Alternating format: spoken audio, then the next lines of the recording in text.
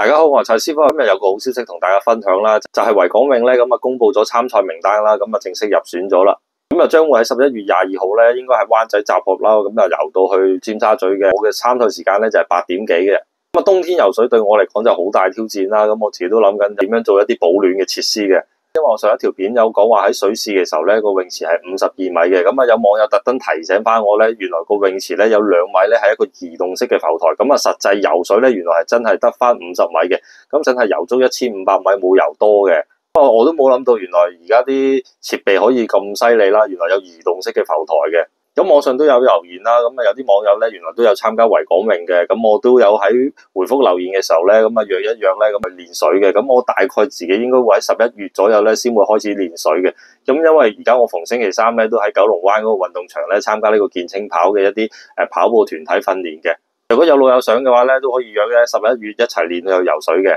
分享下啲冬天游水嘅經驗俾我啊，咁可以等我適應到呢個維港泳嘅，我期待同大家可以一齊練水啦，今集介紹咁多，拜拜。